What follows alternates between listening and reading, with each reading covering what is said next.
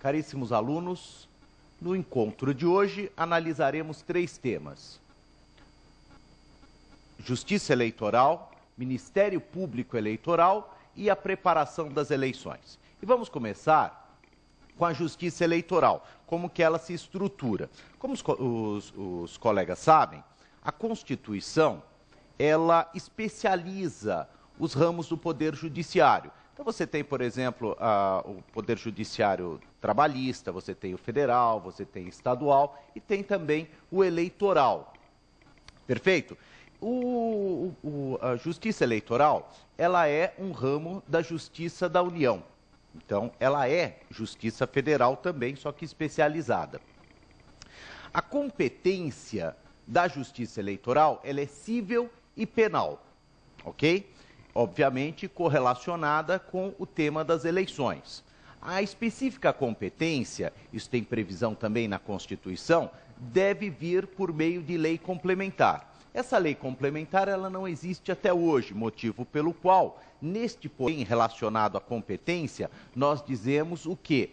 Que o Código Eleitoral, que materialmente é uma lei ordinária, ele foi recepcionado como lei complementar, no que diz respeito à questão da competência. A Justiça Eleitoral, ela tem algumas características que você não encontra nos outros ramos do Poder Judiciário. Então, por exemplo, a sua atuação executiva, ela prepara todas as eleições, desde aspectos até mais comezinhos, mais triviais, como, por exemplo, se vai haver um lanche, a título de exemplo, claro, se vai haver um lanche ou não para o mesário. Então, tudo isso é objeto também de atribuição e de competência da Justiça Eleitoral. Então, ela tem esse aspecto executivo. Então, um juiz eleitoral, a gente vai ver, ele vai escolher o local das votações.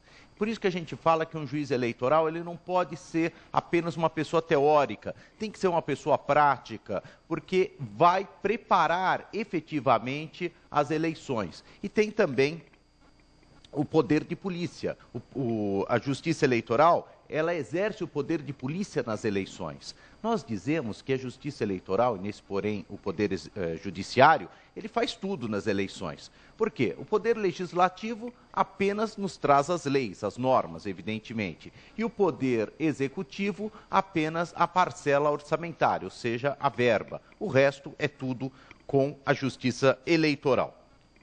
Outra característica que é completamente diferenciada também da Justiça Eleitoral, caríssimos, é o poder de responder consultas.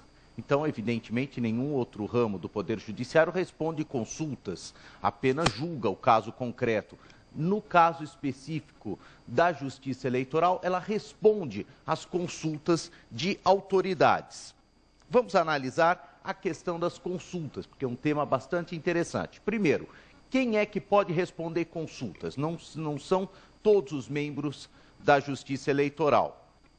Apenas o TSE e o TRE, o Tribunal Superior Eleitoral e os tribunais regionais eleitorais. E quem pode formular as consultas? Isso é que é mais interessante. Então, perante o TSE, nós vamos ver que são as principais autoridades do Executivo, do Legislativo e do próprio Judiciário.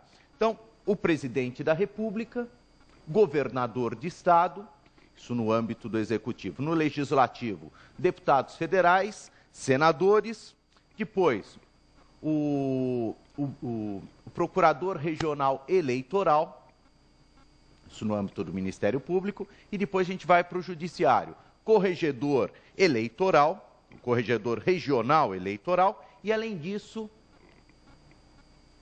o Diretório Nacional de Partidos Políticos, que na prática é quem normalmente faz a formulação dessas perguntas, desses questionamentos que nós chamamos tecnicamente de consultas. Bom, isso perante o TSE e perante o TRE. Daí a gente coloca no nível regional.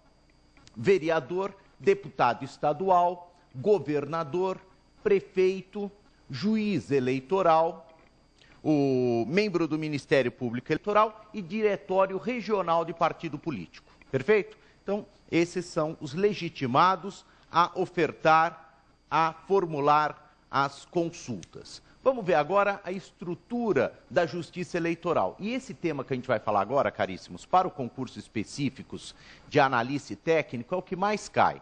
Então, quase que obrigatoriamente, quase sempre, isso é fácil, é só verificar as últimas provas, né?